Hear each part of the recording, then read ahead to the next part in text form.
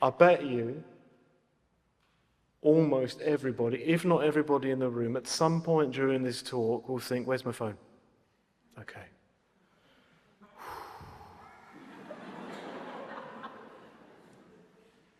Some of you will be like this. Yeah. 3 or 4 times. It'll build up. Where's my phone? Where's my phone? Where's my phone? In my pocket, in my pocket, in my pocket. Isn't that true?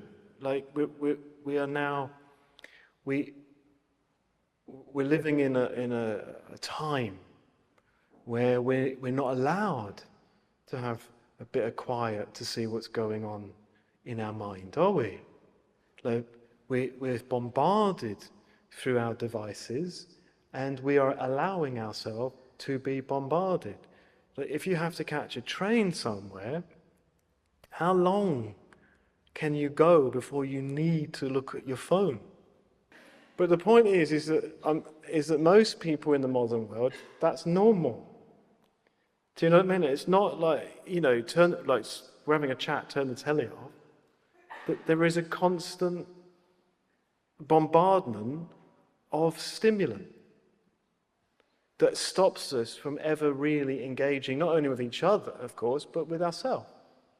Like being able to understand what's causing these feelings. I'll tell you what's causing this. That's distractions, yeah? Okay? Happy with that? Well, we're not happy with it, but you accept. Okay? So then the next thing is, well, what are we worrying about? Do we fear losing? What are we resisting? What are we rejecting? Well, there's lots of different things, as well as there's occasional subtle unpleasant feelings. But there's other things, as well, like my pleasure. What about my pleasure? Or what about what people think of me? The problem is that we're basing our self-esteem, our self-view, our quality of life, and our confidence on what people think of us or what people say to us. Can you see how that's going to create a lot of fear and nervousness and anxiety? Do you know what I mean? So why is that? Like it's all connected. Like our minds are so full of disturbance and distraction and turbulence and fear and worry, and it's filling our entire mind, so we can't even operate correctly. Can we? So one thing you've got to know about anxiety, even the anxiety that feels like it has no cause, it does have a cause. All functioning things, all things that exist and operate within us are caused by something.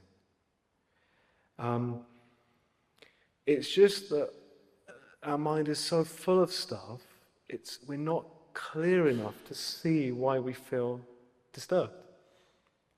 But in truth, anxiety or those turbulent, that nervous energy, those unpleasant feelings, are generally caused by some low-level rejection of something, like there's something we're rejecting, or there's something we're fearing, usually some kind of loss. So there's something we're rejecting.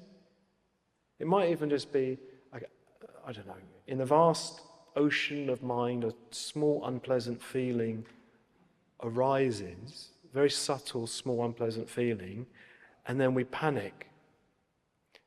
And this can be all happening so quickly, we may not even realize we're doing it. We panic, and we go into conflict with the feeling. No, I don't want this feeling. The result of that is the feeling exacerbates. From the start, let's begin by sitting with our feelings, because I want you to learn that. I want you to learn the practice of not fighting against subtle unpleasant feelings. So you realize they're not that as scary as they seem.